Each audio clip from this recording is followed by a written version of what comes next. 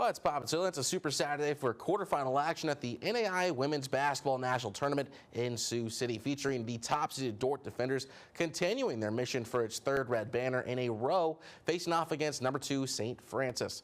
Defenders and Cougars meeting for the first time ever. Dordt guard Macy Sievers coming off a triple-double in the round of 16. Dordt down by 3. Macy Sievers on the inbound pass to Olivia Harzan. She gets some help from the rim. That's assist number. What? What? They forgot the music. Okay, that's fine. They thought they're in that morning sports mode, so they thought no music. That's okay. Whenever you're ready. Okay. I went too far. Okay. 3, 2, 1. Well, it's popping. So it's a Super Saturday for quarterfinal action at the NAI Women's Basketball National Tournament in Sioux City, featuring the top-seeded Dordt Defenders continuing their mission for its third red banner in a row, facing off against number 2 St. Francis. Defenders and Cougars meeting for the very first time ever. Dordt guard Macy Sievers coming off a triple-double in the round of 16. Dordt down by 3. Macy Sievers on the inbound pass to Olivia Harzan. She gets some help from the rim, and that's assist number 1,051 for Sievers, breaking the NAI career assist record. Defenders turning up the heat in the second. Willow Bleeker drills the 3 shortly after Gracie Schoenhoven comes up with the N1, part of a 13-0 Dordt run. They take a 41-31 halftime lead. Big game for Schoenhoven, leading all scores with 33 points. This one, all Dordt. Sievers calling her own number with the 3-ball triple-double yet again for the Newell Fondle product. 20 points, 15 rebounds, and 14 assists. Defenders advance to the NAI semifinals with a 83-62 win.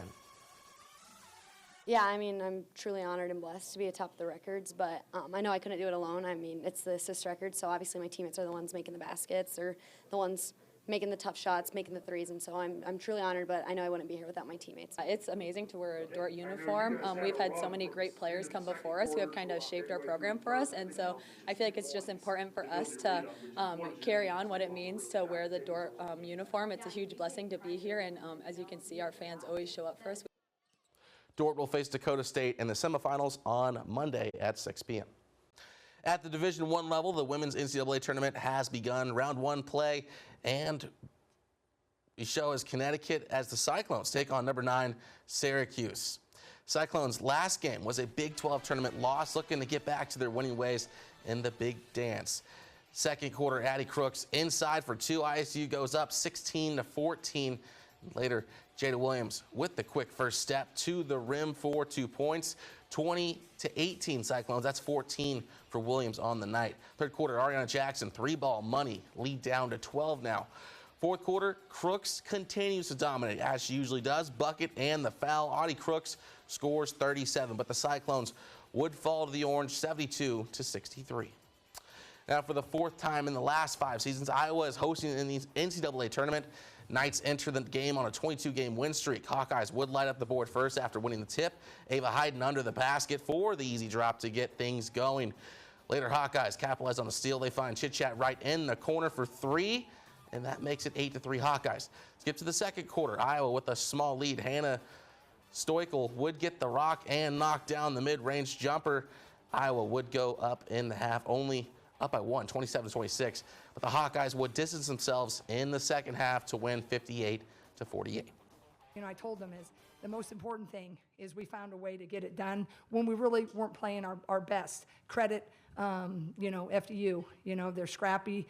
Small ball teams are, not with big inside presence, when they can do a lot of damage from the 3. So we did what we needed to do, and I'm really thrilled and I'm proud of our team. Obviously, there's a lot of pressure. Everyone's excited. It's the first round, so lean in. This is the moments we dream of, but we got to stay sharp, execute. Don't let up any easy threes, and just talk a lot. The Hawkeyes now face number 10 Virginia on Monday. Now in the men's bracket, the number 4 Nebraska Huskers faced off with number 5 Vanderbilt in the second round. Both teams looking for a spot in that Sweet 16. Nebraska goes on a 6-2 run in the final minute, and the Huskers just get by, winning 74-72 and head on to the program's first ever Sweet 16 appearance.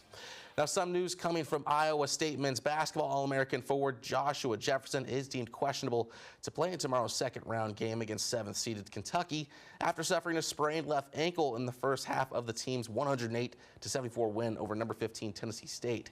Number 2 Iowa State is set to tip off against the Wildcats tomorrow at 1:45 p.m. in St. Louis. And finally, the Musketeers look to get back at Sioux Falls following the Stampede winning Game 1 of the weekend. Matchup 7-1 as Sioux City remains in the mix for home ice ahead of the USHL Western Conference playoffs. Musketeers in the midst of a 3-game road stand. Muskies enter the night in a tie for third in the Western Conference. Stampede have 2-1 lead in the third period when a cluster sends a rebound on Thomas Zoko's stick, and he gets that 2-goal advantage for Sioux Falls. Now the Herd find themselves with the man advantage, but Kyle O'Leary forces an odd man rush the other way. Leonard's Feldbergs makes the glove save. And just a few chances later, Joey Macrina cashes in with the bar down sniper from one knee as a dominant third gets the Herd a 5-1 win over the Muskies. Now the Interstate Series hits the diamond as the South Dakota Coyotes host South Dakota State to begin a busy weekend in Vermillion for the pair of rivals. Jackrabbits shut out USD yesterday. Coyotes hoping to even the series headed into Sunday. This marks the 166th meeting between the two teams. Coyotes' search of its first win in Summit League play. It's scoreless in the top of the second when a wild pitch sends Abby Gentry home to get the Jackrabbits on the board, making it 1-0. A couple of at-bats later, SDSU leads 2-0 with a 2-on-2, 2 outs with Emma Vikeline drives down the third baseline, but Brooke Carey snags to keep the USD deficit to only 2 points. Jackrabbits blank the Coyotes with a 9-0 win in 6 innings. Series wraps up tomorrow in Vermillion. Now, Wayne State softball is out to a scorching 22-5 overall mark and have yet to lose at home, hosting Bemidji State in an NSIC doubleheader. Jump to the second inning. Wildcats already up 1-0 until this grand slam homer from Leah Chance. Bases unloaded quickly to make this a lopsided affair at 5-0. And the defense kept the Beavers at bay. Shortstop Lily Tim snagging this pop fly out to end the inning, holding it at just 5-0. The pitching crew chimed in as well. Kennedy Borngerby closing the top of the third with a strikeout there. Wildcats sweep the weekend, winning 9-0. And finally, Wayne State baseball aims to extend its win streak to 7 games, hosting Concordia St. Paul. Wildcats strike first, 1-0 Wayne State, and then Nate Cunningham would step up to bat, double to center field, and allows enough time for Max Hurd to make it all the way back home to make it a 2-0 Wildcat ball game. They'd score 2 more times, one of them coming from this wild pitch, letting Paul Schuyler sneak home while the catcher was busy scrambling for that ball. They take a 4-0 lead in the first, but the Golden Bears would wake up in the 6th inning and score 8 points to help them get by Wayne State, 19-12. So that was the Huskers' first time to the Sweet 16? First time Sweet 16. I mean, this is their first time winning a tournament game. So, I mean, to make it Sweet 16 for the first time is, ladies and gentlemen, we are doing it. The Huskers are back. The 90s are back. Do you think Mama Foy would be happy? I think we should be wearing mullets right now. We should be. Mama Foy, I hope you're listening because we're going to be rocking mullets in the next break. So stay with us. Sports. What is poppin', Siouxland? Happy Sunday. Welcome back to sports. March Madness continues on in the men's bracket as teams are battling out for a spot in the Sweet 16. We'll begin with second-seeded Iowa State Cyclones taking on the number 7 Wildcats of Kentucky. Cyclones without star player Joshua Jefferson, not playing because of an ankle injury, foot in a boot and on a scooter there. But jump to the action. Cyclones fall behind by 12, rally with defense. Killian Torre with the steal and layup on the other end. 10 points for the freshman. Then off the rebound, Milan Momcilovic, 3-ball from the corner. ISU is only down by 4. Closing seconds of the first half, Taman Lipsy kicks out to Nate Heiss. 3 at the buzzer, drop Cyclones lead 31-30 at the half. Second half time for the Dagger. Lipsy leaves for Momcilovic. Bottoms, Milan scores 20 points as the Cyclones head to the Sweet 16 after dominating the Wildcats 82-63. They will face either Virginia or Tennessee on Friday. Knowing Jay Jeff was out, just knowing that we were going to need people to step up, not just me, but everyone that steps on the court. And I just felt like I wanted to be in control and have the ball, and TJ was just on me to, be in control of the game and be aggressive. And it really started with getting downhill, getting some free throws, and then in the second half, everything just felt really, really good. It was a feeling out process without Joshua out there. You know, we didn't really know what it was going to look like, but the second half we kind of took over, hit some shots. We knew we weren't going to play that bad offensively 2 halves in a row. We were going to hit some shots, and that's what we did. Cyclones will now play number 6 Tennessee on Friday for a spot in the Elite Eight. After the Cyclones punched their ticket, it was the other Iowa school's turn as the 9th-seeded Hawkeyes faced the number 1 Florida Gators. Due to broadcast rules, we can't show you the highlights, but boy, was this a game. Iowa held a 2-point lead over the reigning champs at halftime, 33-31, but it came down to the wire with seconds left. Hawkeyes down 2. Alvaro Figueres would sink a 3 from the corner to help his team into the Sweet 16. The Hawkeyes down the number 1 team, 73-72. Now, the Coyotes hosted Northern Colorado in the second round of the WNIT tournament. Third quarter, USD is in the front and start to get hot. Angelina Robles kicks it out to Elise, and she hits from deep. She added 10 points. Yotes go up 42-33.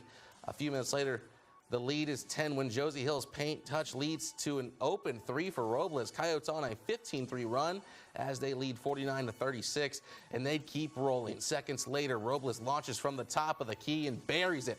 She led all scorers with 21 points.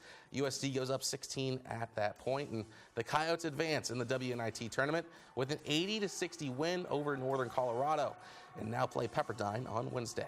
Last but not least, it's time for our top 5 plays of the week. But before we show you those, we have 2 honorable mentions from our Bowl for Kids' Sake event earlier this week, featuring 2 of our very own KCAU reporters. First up, we got our own Chase Foy.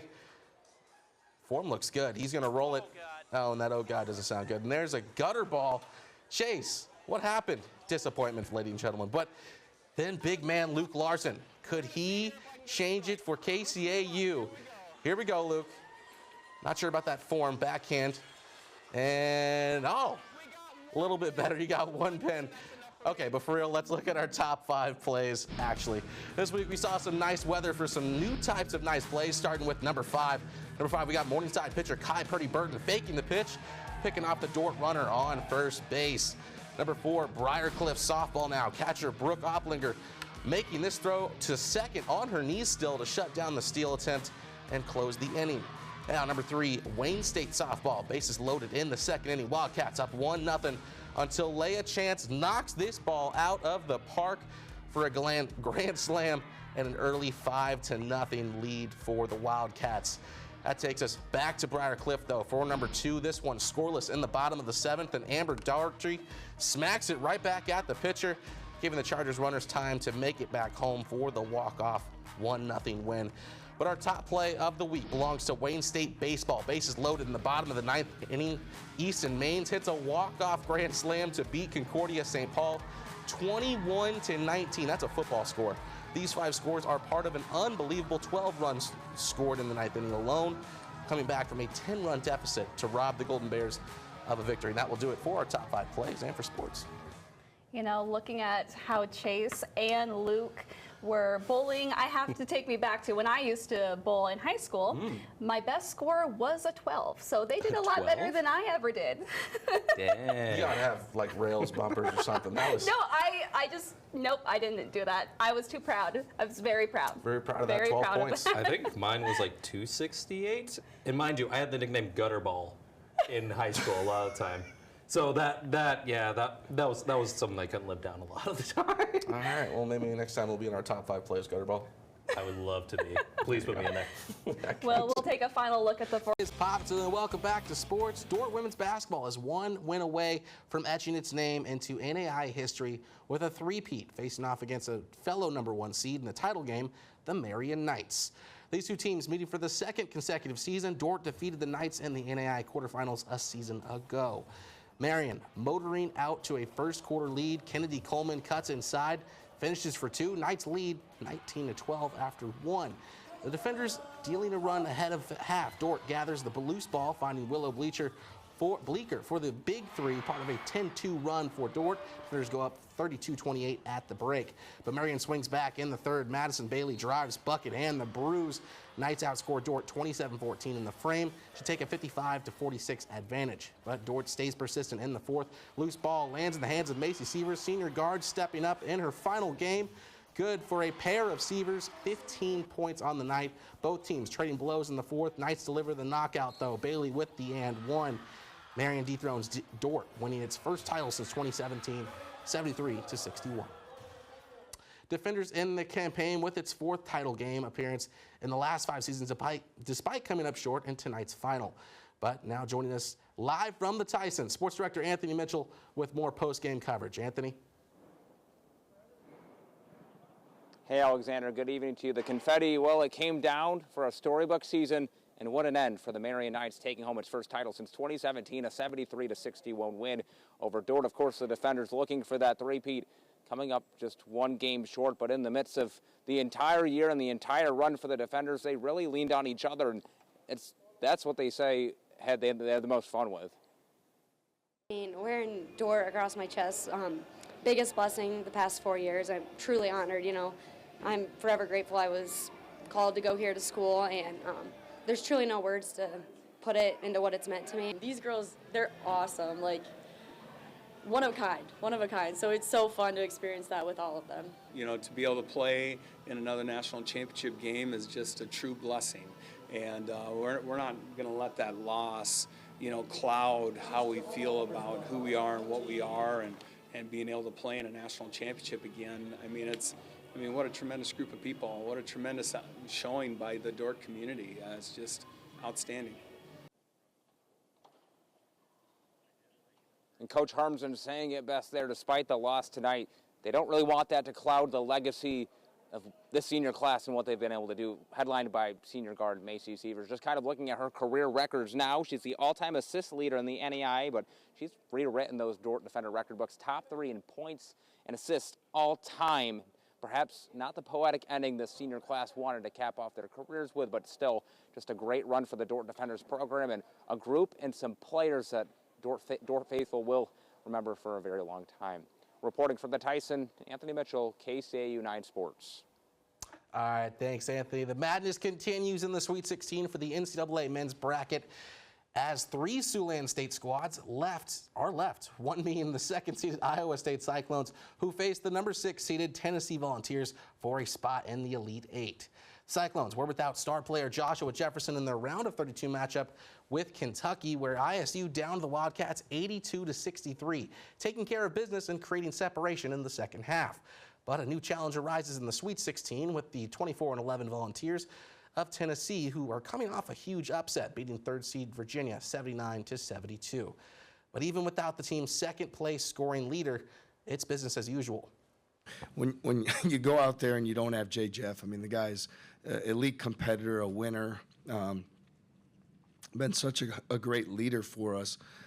So we miss him in so many aspects. But our guys know that if we count on each other, we trust each other, and we believe in one another, that we can accomplish anything. And so the best way we can honor him at this point is to continue to play our best. And he's vocal in the locker room. He's there in practice. He's still laying it on the line. He's with us every step of the way. You can catch the Cyclones taking on the Volunteers at 9:10 p.m. on Friday. Storm Lake standout Jaden Kuhn has been the catalyst for Storm Lake's recent success, helping the Tornadoes reach the last 2 Iowa high school state tournaments, but will have a change of college plans after decommitting from Creighton, per his social media. The Tornadoes standout averaged 22 points and 9.3 rebounds on over 53% shooting this season for a Storm Lake squad that finished the year with 24-3 record. Its highest single-season win total in over 2 decades, by the way. The Mr. Iowa basketball winner is listed as a 3-star recruit and the 3rd highest-rated player in the state of Iowa per 24/7 Sports. That'll do for sports. We'll be right back after the break.